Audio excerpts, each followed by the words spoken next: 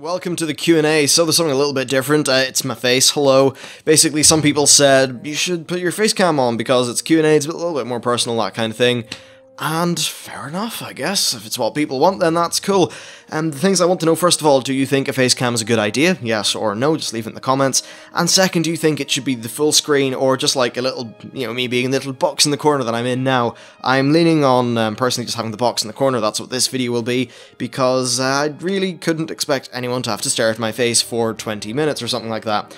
The other thing I should probably mention is the reason I look like complete shit and just tired and stuff like that is because it's 5 AM and we've been working on projects for university for the last like 2 days, and yeah, it's the final weekend, it's crunch time. I've been spending most of my days spent in XNA the last while, which has been great fun. We've got this really badass particle system going. But anyway, the reason we're all here is questions and answers, so let's jump into them. First one is from Alexander, and he says, hey, here's my question. Do we know what the landmass is we went to and are going on Draenor? Is the only... Okay, basically, is the landmass that we're going to in Draenor, like the continent we're going on, the expansion, is that the only landmass on the planet? And then the second part is also what kind of beings could live there, if not an ogre, or like how did Garrosh not see the other beings on the planet? First of all, I think you mean how did Kil'jaeden not see them, because it was Kil'jaeden who was more responsible for the Legion being on the planet. But anyway, first part of the question, yeah, there is more landmasses. Draenor is a full-on planet, we're just going to one continent. And, yeah, there's this place to the south, oh wow, I'm stupid, the southwest, holy shit. Yeah, there's this place way down to the southwest, and that's where the main Ogre Empire is. Right now, in terms of when we go back 35 years, that's when the Ogre Empire is really in decline. They're kind of, I don't know, they're just in decline. That's when the orcs are sort of rising up to power, and really the Ogre stronghold on the... I'm going to just call it the continent of Draenor. We can call the other continent Ogre Land. Basically, the Ogre sort of stranglehold on Draenor is not that good. They're really losing their power. For an example, the Horde players will be helping the Frostwolf clan fight them on in Frostfire Ridge. So there's that. Now, the actual Ogre continent is the heartland of their empire. It's where they're the dominant species, and they pretty much seem to rule with an iron fist, which is fair enough. So, yeah, Garrosh probably would have known the Ogres were there, or it's not Garrosh, sorry, Kil'jaeden, but I'd say Kil'jaeden probably realised that the Ogres were in decline, and that's why he chose the Orcs as the race to manipulate.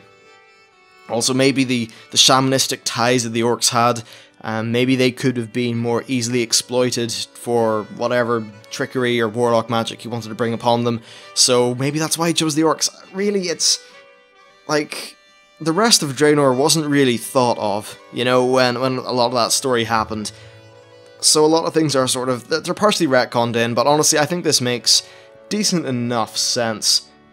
So yeah, that's the whole Ogre situation. Essentially, I don't think he really knew. As for us actually going to any other like landmasses on Draenor, I don't really think that's going to happen. Perhaps a patch could take us to Ogreland, that's fair enough. But here's the thing, we're in this little isolated pocket of time in Draenor 35 years ago. After we would deal with the Iron Horde, do Blizzard really want to be compartmentalizing our timeline back 35 years for multiple expansions? I really don't think so. That just doesn't make too much sense to me. So I think really Draenor is going to be just one experience, one expansion, and after that we're pretty much all gone. So the next question is from Niter62, and he says, will you be playing Wildstar? Personally, I think it has a ton of good ideas. And yeah, it does have great ideas actually. I like the way that they're really differentiating the different specs. Not specs, the different classes. So you have like the Explorer style ones, the Warrior style ones, and some of the little missions and things they get are different. I think that's really cool. I think they're called either jobs or professions, whatever. They're cool. From what I hear though in terms of combat and how it plays, I think it was Toll Biscuit who said this. Who was the other guy? I've forgotten his name. But it is very World of Warcraft-esque. But I don't think that's necessarily a bad thing, and honestly, I love World of Warcraft, so why the hell wouldn't I love Wildstar? So absolutely, I will be playing this game when it comes out. I will hopefully be bringing you guys coverage of the game and its launch and all those things. I actually don't know when it's launching, but hey, it looks cool, and I also like its art style. It's funny in MMOs, I kind of like that more cartoony style. It's funny, when I went onto Final Fantasy XIV, which I suppose by all regards as far as MMOs go is a really good looking MMO, and I just kind of thought, I'm used to playing Crisis 3 and Battlefield 4 and Like, if I'm going for my graphics, there's games that blow this out of the water. This just feels half-baked and not that great. I know it's an MMO, and that's why. So that's why, for an MMO, I'd always go for the more stylized approach of, say, World of Warcraft. I just think that's the better way to do it. So, yeah, there's that. And on the next question is from Dark Major 91, and there's actually a few different things here. There's 5 of them in total. The first one is, do you think Garrosh will be the last boss again? Nope. Blizzard said he won't be. In fact, Blizzard actually said an orc won't be. They kind of joked saying, oh yeah, it'll totally be, was it Grom? Yeah, it was Grom. But they later confirmed the final boss is not going to be an orc. It is probably going to be related with whatever sort of nefarious entity is responsible for all the lovely happenings that are going on with the Iron Horde, because there is someone behind the scenes. We don't know who it is, but we'll find out by the end of the expansion, and I'd wager it's going to be Legion related, and that it will bring us into the next expansion. I'd say so anyway. The next one is, what role will Vol'Jin play in Warlords of Draenor as the new War Chief of the Horde? Well, I don't know if there'll be a great deal of change. It'll be more the stabilizing effect that brings it back, so it runs... Things are being ran more similarly to, say, the way Thrall would run the Horde. And that means, if you remember how the Horde was in Vanilla, or in Wrath, or any of those times, it's just going to be like that. Every leader respects Vol'Jin, more so than Garrosh. I don't really think he's going to do a great deal, so really he'll just play the role of a leader, and that'll really be that. And the next thing is, will the Black Dragonflight be making a return anytime soon, in your opinion? Well, there's a certain Black Dragon who will, that's Rathian. He's going to take a bit of a break for this expansion. He might have a cameo role or two, that's what Blizzard have said. But, yeah, I mean, he'll be back, he's an important lore character, and he's a part of the Black Dragonflight. Of course, he's uncorrupted, unlike quite a lot of the rest of the Black Dragonflight. So, yeah, that's a thing. And as for other Black Dragons, well, a lot of them are all bastards and dead. Which is a bit of a thing. I mean, come to think of it. Yeah, we're going to we're going back to Draenor before Deathwing sort of popped over there for lunch, so I don't know if we're going to see the Black Dragonflight at all for a long time, other than Rathian. They did say that after they just went so damn heavy on the whole Dragonflight story in Cataclysm, that they're going to be taking a bit of a break from it. I think that's absolutely right. I'm just tired of fucking dragons. Wait, that sounds crazy. I couldn't be tired of dragons. I'm tired of dragon lore, but I like dragons. There we go. Now the next one is, speaking of dragons, do you think Nozdrumu will see Kairos' that Kairos is trying what he's trying to do, and will try to stop him or kill him? Good question. Well, in the Visions of Time, which are those little quest thingies you get in the Timeless Isle, I think it's the last one, shows Sora Dormi, who is Nozdrumu's prime consort. It shows her being a bit dead, and she gets like all stabbed and shit by your man, Kairos. Well, not stabbed, but basically she kind of goes bleh and dies, and Kairos is just standing there, not really doing a terrible much. So yeah, it's likely that perhaps Kairos killed her.